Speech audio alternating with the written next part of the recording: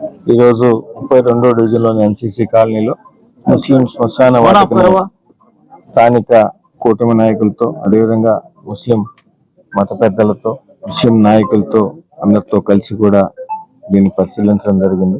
దాదాపు 3 ఎకరాలు పైగా ఉన్న స్థలం ఇది. వస్తువులు చాలా ఇబ్బందిగా ఉన్నాయని ఈ మధ్యకాలంలో స్థానిక శాసనసభ్యులు సేరెడ్డి గారి దృష్టికి స్థానికంగా ఉండే ముస్లిం పెద్దలందరూ కూడా వచ్చి మాట్లాడడం జరిగింది. దీన్ని ఎంతవరకు మనం ఇమీడియట్ గా అభివృద్ధి చేయగలమో చేయాలనే సంకల్పంతో ఈరోజు దీన్ని అంతా కూడా ఇంజనీరింగ్ అధికారులతో, కార్పొరేషన్ అధికారులతో అందరితో కలిసి కూడా దీన్ని పరిశీలించడం జరిగింది. దీనికి సంబంధించి బ్యాలెన్స్ ఏమేమి ఉన్నాయో చేయడానికి ఎస్టిమేషన్లన్నీ కూడా తయారు చేయమని వారందరూ కూడా సూచన చేశాం. ఈరోజు సాయంత్రానికి వాళ్ళ ఎస్టిమేషన్లన్నీ కూడా తయారు చేసి ఎమ్మెల్యే గారి ఆఫీసుకు తీసుకొస్తారు. వచ్చిన తర్వాత దాంట్లో వీలున్నంత వరకు మ్యాక్సిమం చేసే విధంగా కూడా శాసనసభ్యులు సేరెడ్డి గారు కృషి చేస్తామని చెప్పారు. 30 కానీ, 31 కానీ, 32 కానీ, 29 కానీ ఈ ప్రాంతంలో చుట్టుపక్కల ఉన్న అతి పెద్ద ముస్లిం శ్మశాన వాటిక. దీన్ని తప్పనిసరిగా చేయాల్సిన అవసరం ఉంది, చేయాల్సిన బాధ్యత కూడా ఉంది.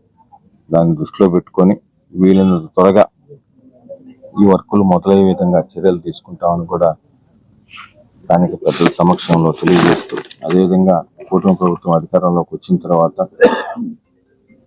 ఈ డివిజన్కి సంబంధించి 32వ డివిజన్కి దాదాపు 1,25,00,000 రూపాయలు కేటాయించడం జరిగింది. ఇంకా కూడా చేయాల్సినవి కూడా చేస్తామని తెలియజేస్తూ, చాలా ముఖ్యమైనది ప్రతి ఒక్కరు కూడా ఇక్కడికి వచ్చినప్పుడు వస్తువులు లేక ఇప్పుడే చూసాం, బిల్డింగ్లన్నీ కూడా దానికి సంబంధించిన బిల్డింగ్ ఆగిపోయింది. అదేవిధంగా కొన్ని ఎర్త్ ఫిల్లింగ్ చేయాల్సిన అవసరం ఉంది. మిగతా వాటర్ కనెక్షన్ సంబంధించి కానీ వాటర్ ట్యాప్లు కానీ ఇవ్వాల్సిన అవసరం ఉంది. సాయంత్రానికి ఎస్టిమేషన్లు వచ్చిన తర్వాత దీన్ని మ్యాక్సిమం ఎంతవరకు చేయగలమో అంతవరకు చేస్తూ, రూరల్ నియోజకవర్గంలో ఉన్న ప్రజల మాట మాకు వేదం. మీరు ఏమి చెప్తే దాన్ని చేయడానికి నెల్లూరు రూరల్ నియోజకవర్గంలో అన్ని విధాలా మీతో కలిసి ముందుంటాం. కాకుంటే గత గవర్నమెంట్ లో మేము అనుకున్నవి కొన్ని చేయలేకపోయినాం. రాజకీయాలు మాట్లాడలేదు కానీ గత గవర్నమెంట్ లో మేము చేయాలన్నా కూడా చేయలేని పరిస్థితుల్లో ఉన్నాం.